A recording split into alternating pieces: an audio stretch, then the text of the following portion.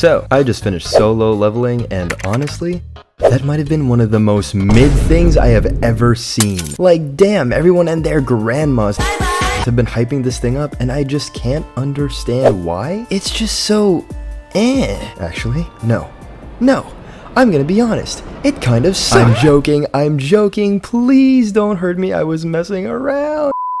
I have a weird relationship with this show. Everyone online who's read the manhwa praises the shit out of it. It's gotten to the point where it seems like Solo Leveling became the face of the word manhwa. If the mascot of the superhero world is Superman, then it seems like the mascot of manhwas is Jin Woo. And yet, despite the praise, everyone always says not to expect too much from it, that it's just good junk food. But when I actually started the show, why did I feel nothing towards it? Now, I like me some good power fantasy anime. I know it's probably an illegal opinion to have, but I actually liked Sword Art Online. Yeah, I know it's not a story with much substance, but one cool guy does cool thing. I'm not gonna pretend like I'm not entertained. I do enjoy stories where it's just people being cool for the sake of being cool, and I thought Solo Leveling would be the pinnacle of this quote-unquote genre. But I felt that something was lacking. As I watched the show, I didn't really know if it was for me. None of the characters felt at all memorable. Maybe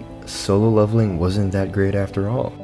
But that all changed on episode 2. Yeah, I know, I was being kind of dramatic. See, when I was watching the first episode, I was getting kind of scared. Nothing about what I was looking at felt very interesting. The first episode didn't really give me any kind of hook. Solo Leveling felt so generic. But the second I get to the second episode, I felt the tides shift. Our good-natured protagonist, despite his lack of any kind of power, tries to save everyone, but realizes that he can't. And even after all of his efforts to help the group of super-powered people around him, he gets left behind to his doom. The part that really caught my interest though was this.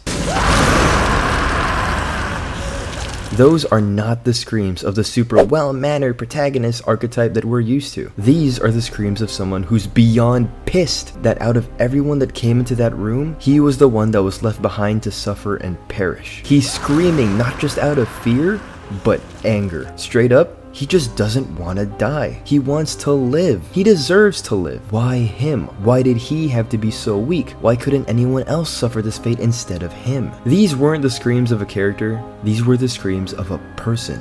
Jin Woo is just some dude that got dealt a bad hand and wants so desperately for a second chance. And luckily, he got it. By this point, I was well along for the ride. Seeing our man grow into a better version of himself physically and mentally was just so satisfying. I particularly love that he did things an actual gamer would do. He cleared an area of enemies to get the most amount of XP possible and knew to hoard some items for the possibility of using them later on. Something I will say though is that I wish there was a more grandiose reveal for the glowed up version of Jin Woo. I know that one of the main appeals of the series is seeing the cool version of our main character. His appearance is not at all a secret. This version of him is on the posters and opening and everything. So I knew this redesign of him was coming, but I just didn't expect it to come that fast. Again, I know most people want to see this version of Jin Woo, but in my opinion, I think having more time with Sung Twink Woo and having him slowly grow into his badass self would just be more satisfying and rewarding. I also just kind of thought it was a little too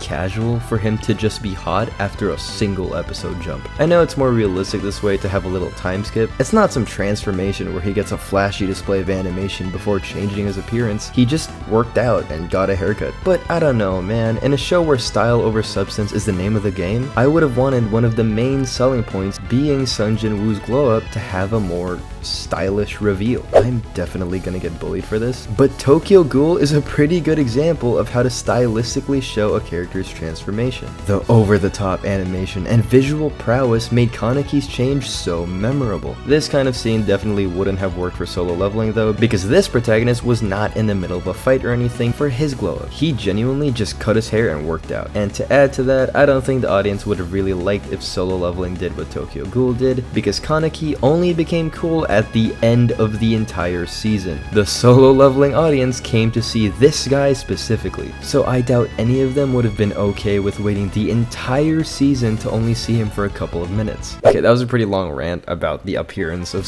Jin Woo, but basically I understand why it was done the way it was done, but I just wish they sprinkled in some more spice for that reveal, you know? Actually, on the topic of our main character, as much as I love him and love seeing him do cool shit, I don't think it's controversial for me to say that he's like the only memorable character in the show, right? I saw a lot of jokes making fun of the fact that even solo leveling super fans would be sweating themselves to dehydration if they had to name a character besides Jin Woo, cause the side characters are damn near irrelevant in this show. Even though the world of the series seems pretty well thought out, it also just seems really small, for the sole fact that we only really have an emotional connection to one character. I only really remember Cha Hae-in as a different character because of how many people simped over her. If the fans weren't barking so loud, I probably would have forgotten her name too. Like for example, when you search up a show online, you're probably gonna get a few images of multiple different characters, right? But when you search up solo leveling, it's just him. Like, damn bro, where your homies at? Why is this entire page just you? I know the show is called Solo Leveling, but this is just kinda nuts. At the end of the day though, this is primarily a power fantasy show, and what it focuses on doing, it does amazingly. See, I wasn't entirely sure how the quality of the show was going to be when first going into it, but my doubts were quickly eviscerated. I genuinely wish I could turn into a kid for a few hours just so that I could watch a show with a preteen brain, cause I would have ate this shit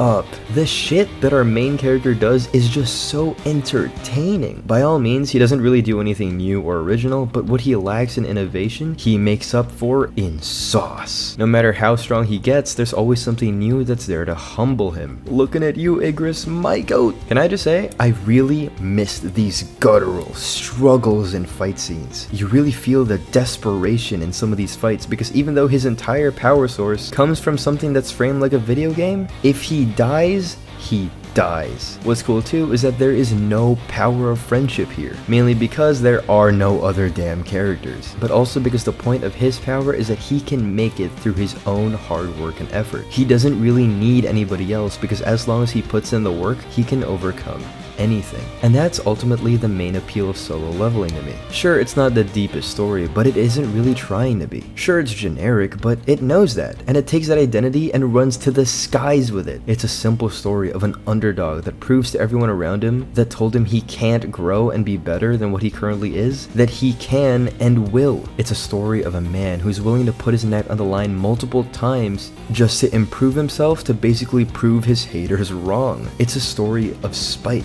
And damn it, that's probably one of the most relatable stories that you can put out into the world. Solo Leveling was a show I was really excited for, then got worried due to how bland I thought it was in the beginning, only to be proven wrong by just how almost inspiring this show can really be. This show didn't change my life or anything, but not everything has to. I thoroughly enjoyed the ride, but in the meantime, I'm gonna leave you guys with one final question, something to really ponder.